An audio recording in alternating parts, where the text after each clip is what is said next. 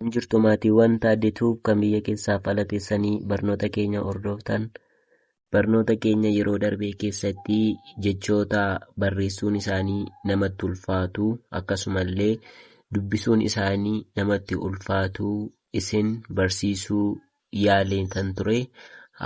Egaa barnooticha irraatii akka barnoota guddaa argattan abdii guddaa qabna. Ammallee kan isinirraa eegamu warri maatii keenya taatan warra maatii keenya hin taaneef yuutuubii keenya sheer gochuudhaan bira akka nuuf qaqqabsiistan, akkasumas immoo warri maatii keenya taatan yuutuubii keenya akka hordoftan gamanumaan isiniif dhaamna. Har'allee jechootuma sana qabannee isiniif dhiyaannee jirra. Jechoota kanaanis fudhannee hima ijaarree jirra. Kanaafi jechoota jalqabaa kana akkamittiin akka dubbifamuu fi akkamittiin akka barreeffamu erga ilaaltanii booda itti aansee immoo jechootuma kana himaanii isiniif hojjedheetan jira. Garuu keessaatii tokko gaaffii isiniif kaa'een jira. Maaliif akka nima ijaare sanatti isinillee akka koomentii jalatti naaf yaaltan jechuu kooti. Kanaafi kallattumaan barnoota keenyatti dabarraa nu hordofaa isiniin jenna. Egaa akkuma mata duree irratti ibsuuf yaaletti maal jedhaa? Jechootaan hima ijaaruu jedha. Jechootaan hima ijaaruu. Egaa akkuma beekamu jechoonni maalidha jennee qubee irraa kan dhufanidha jenne. Maaliifi caasaa kiyyataa keessatti akkuma beekamu maal jennee waliin barannee turree qubeef qubeen sagalee yegguu ta'uu sagaleef sagaleen immoo jecha ta'aa jechuudha. Jechaaf jechi immoo hima ta'aa jechuudha. Kanaafi mata dureen keenya irraa jecha fudhannee hima kaniin ijaarru ta'a. Isin hordofuu qofadha jechuudha. Jechi jalqabaa maalidhaa? Akkamitti barreeffama? Qubee akkamiidhaa? Ka jedhu adda baafadhaa isiniin jennaa. Erga adda baafattanii boodamoo akkamittiin jecha sana fudhannee akka hima ijaarullee ilaalaa isiniin jennaa. Kanaaf mata dureen kuni jechootaan hima ijaaruu jedha. Tokkoffaa irratti jechi maalidhaa? Kun jechaadha. Jechi kun maal jedhaa? Caalchifachuu. Caalchifachuu. Caalchifachuu. Inni itti aanu gaadidduu. Gaadidduu. Gaadidduu. Inni itti aanu jaallatamtuu. Jaallatamtuu. Jaallatamtuu. Inni kunoo jaarsummaa. Jaarsummaa. Jaarsummaa jedha. Egaa jecha kana salphaa isinitti fakkaachuu danda'a yeroo ilaaltanii, garuu utuu yaada keessan keessaa barreessitanii tarii namni kana argatu nama muraasa jedheetan yaada. Kanaaf amma dandeessanitti dogoggora sana hir'isaadha. Kanaafi jecha kana fudhadhee immoo akkamittiin akka hima ijaaru viidiyoo itti aanutiin ni ilaallaa jechuudha. Kanaaf warri dubbisan dandeenyeef al tokko irra deebiitanii isiniif dubbisaa jechuudha. Kun maal jedha jennee? Kuni caalchifachuu. Caalchifachuu. Inni kunoo gaadidduu. Gaadidduu. Gaadidduu. Kunoo jaallatamtuu. Jaallatamtuu. Jaallatamtuu. Inni dhumaa jaarsummaa. Jaarsummaa. Jaarsummaa jedha. Mee akkaataan itti keeyyata jecha kanaanii hima ijaaruu ilaalaan isiniin jedha. Sababni isaa himni kun irra isinii deddeebi'aan jira. Himni maalidha jennee yoo himaas keessatti seeraan fixxanii keeyyanni isinittiin cimuu jechuudha. Keeyyanni maalirraa dhufaa? Himadhaa jechuudha. Himumatu walitti ijaarameetu keeyyata ta'a jechuudha. Himamoo maaltu walitti ijaaramee dhufaa?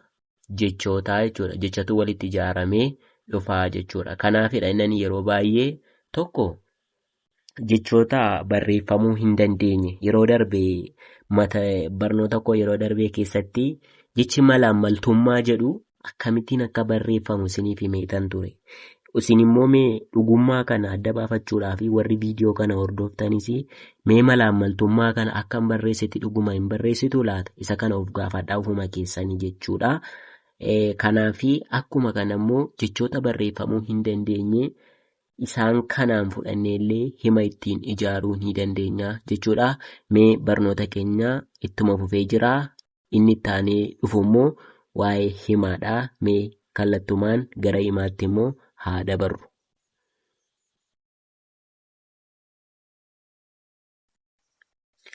Yeroo gara himaatti dhufnu immoo maal jedhaa? Kun immoo maal jedha? Himoota ijaaruu. Himoota ijaaruu jedha. Mee ilaalaa. Caalchifachuu kana fudhannee akkamittiin akka hima ijaarra? Gaafii tokkoffaa irratti kana maal jenne? Caalchifachuu jenne. Meegaa asitti hima akkamittiin ijaarraa? Fayyaa keenya caalchifachuun gaariidha. Maal jedhaa? Fayyaa keenya caalchifachuun gaariidha. Isinii galee? Maal fudhadheetani? Caalchifachuu ishee jettu kana fudhadheetani kan hima itti ijaarre jechuudha. Isinii gala jedhee yaada. Jechi tokko fudhannee hima hedduu ittiin barreessuu dandeenya. Garuu ani sasalphisee akka nuffii hin taanee fi xixiqqeessee man isinii hojjedhaa jechuudha. Isin immoo kallattiin isinii hojjedhu sana qabattanii hima baay'ee ijaaruu dandeessu jechuudha. Kun immoo maaliif isin qopheessaa? Yeroo baay'ee jecha tokko fudhadhaatii hima itti ijaaraan jedha yeroo hundumaa jechuudha. Kun maaliif isin fayyadaa? Waa biraa miti. Dandeettiiwwan afaanii arfan sana wal qixxeeffachuufi jechuudha. Hima kana ijaaruu bartanii jennaanii maaldhaa? Barreeffamaa yaada keessan ibsachuu ni dandeessu jechuudha. Waa biraa iyyuu miti. Yaaduma keessanii waan afaaniin dubbattan kana harkaan barreessuu ni dandeessu jechuudha. Isinii galee waan afaaniin dubbattan harkaan barreessuu. Inni isin harkaan barreessitan sun immoo maal ta'uu qaba? Isa isin afaaniin dubbattan sanaa wajjin wal qixxaachuu qaba jechuudha. Kanaafanii jecha tokko fudhadhee hima itti ijaaraa jechuudha. Kanaafi irraan isinii deebi'aa. Fayyaa keenya caalchifachuun maalidha jedha? Gaariidha. Asitti immoo ilaalaa. Gaadidduu sanaan akkamittiin akkan hima ijaare? Gaadidduun kun sila dubbisnee dabarre miti? Sila dubbisnee dabarre. Mee akkaataan itti hima ijaare immoo ilaalaa. Mukki sun gaadidduu qaba. Argitanii? Mukki sun gaadidduu qaba. Mee ilaalaa. Mukki sun gaadidduu qaba. Kun seera afaanillee eeggatee jira jechuudha. Sababni isaa qubee dogoggoraa hin qabu. Kanaafi akkamittiin akka hima kanallee ijaaruu dandeenyu adda baafadhaa isiniin jennaa. Kanaaf gaadidduu kanaanii mukki sun gaadidduu qabaa jenna. Karaa biraatiin immoo gaadidduuma kana fudhannee immoo waa biraan gochuu nan danda'a. Gaadidduun kee si faana jira. Gaadidduun kee si faana jira. Gaadidduun kee si faana jira. Argitanii? Asiiti gaadidduu kanaa kaaseetanii amma ishee kanaatti maalidha? Jecha biraan itti ijaaree jechuudha. Isinii galee? Kanaafi hima jechuun immoo maalidha jennee jecha tokkoo fi jecha lamaa fi isaa ol kan of keessaa qabu jechuudha. Dhiifama. Jecha tokko utuu hin taane jecha lamaa fi isaa ol kan of keessaa qabu maal jedhama? Hima jedhamaa jechuudha. Kanaafi al tokko isiniin dubbisaa. Fayyaa keenya caalchifachuun gaariidha. Mukki sun gaadidduu qaba. Mukki sun gaadidduu qaba. Gaadidduun kee si faana jira. Gaadidduun kee si faana jira jedha. Argitanii? Jecha tokko fudhannee hima hedduu ijaaruu dandeenyaa jechuudha. Himni isin ijaartan sun immoo akka dubbattan sanatti, akka afaaniin jettan sanatti barraa'uu qabaa jechuudha. Kun maalidhaa? Dandeettiiwwan afaanii arfan sana waliin qixxeeffachuuf isin tajaajilaa jechuudha. Barnoonni keenya ittuma fufee jira. Hima kabiraa ittuma fufee jira. Waliin haa ilaallu. Egaa akkuma isiniin jedhee himoonni ittuma fufanii jiru. Maal jedha kuni? Himoota ijaaruu jedha. Kana ilaalaa gaa. Kana maal jennee turre sila? Jaarsummaa jennee turre. Jaarsummaa. Jaarsummaa kanaan gaafa hima ijaarru maal jennaa? Jaarsummaan nagaa buusa. Argitanii? Jaarsummaan nagaa buusa. Inni taanu araarri jaarsummaan dhufe. Araarri jaarsummaan dhufe. Araarri jaarsummaan dhufe jedha. Argitanii? Jaarsummaa kana fudhadhee jechuudha. Hima kumayyuu ijaaruu dandeenya. Miiliyoona iyyuu ijaaruu dandeenya. Akkaataa itti yaaduu keessanidha jechuudha. Kan nuyi barreessuu dandeenyu jechuudha. Egaa isinii akkan ijaare kanatti hima ijaartuu jechuudha. Al tokko irraan isinii deebi'a. Jaarsummaan nagaa buusa. Jaarsummaan nagaa buusa. Araarri jaarsummaan dhufe. Araarri jaarsummaan dhufe. Baay'ee gaariidha. Mee isin immoo waan gochuu qabdaniin isinitti hima. Jaallatamtuu ka jedhu kana hima itti nuuf ijaara. Koomentii jalatti mee hima itti nuuf ijaara. Abbaan yaalee barreeffama sana waanuma isin yaaltan sana hedduu yoo haa ta'u amma isin babarreessitan kan sirrii ta'e dhiise kan sirrii hin taane koomentii keessan jalaa fudhadhee maqaa keessan hin dubbadhu garuu akkasitti fooyyeffadhaa jedheetanii isa isin ittiin ijaartan sanaanii qubee isaa eegeetan isinii barreessaa hima itti ijaareen isiniif dhufa. Isin garuu maal gootu jaallatamtuu isa jedhu kana hima itti naa ijaaraa. Jaallatamtuu maal jalatti? Koomentii jalatti jechuudha. Isinii galee koomentii jalatti naa barreessaa. Isa boodaa ani immoo qubee dogoggora yoo qabaate qubee isaa isinii fi sirreessaa jechuudha. Kanaafi barnoonni keenyaarraa kan asirratti goolabnu ta'a. Barnoota ittaanuun kan walitti deebinu ta'a. Maarree isinirraa moo kan eegamu yuutuubii keenya sheer laayik gochuu hin dagatina. Akkasumas illee warri maatii keenya taatan warra maatii keenya hin taaneef ammallee irra deddeebi'aatii sheer godhaa. Akkasumas immoo maatiin keenya taatanii barnoota nuti isiniif laannu kana hordofaa. Bu'aa isiniif qabaa.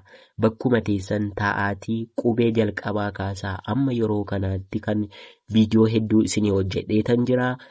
Ilaalaatii barnoota irraa argadhaa. Viidiyoon keenya isin bira ga'an jiru ta'ee isintu maatii keenya hin taane ta'ee waan saanuuf hin galle garuu akka nuyi yaadnee isiniif hojjennutti viidiyoon keenya baay'een isaa ilaalamaan jiru garuu isin fayyada jedheetanii kanaafi amma dandeessan utuu bakkuma teessan teessanii kan TV qabu TVdhaan jechuun televizyiiniidhaan jechuudha.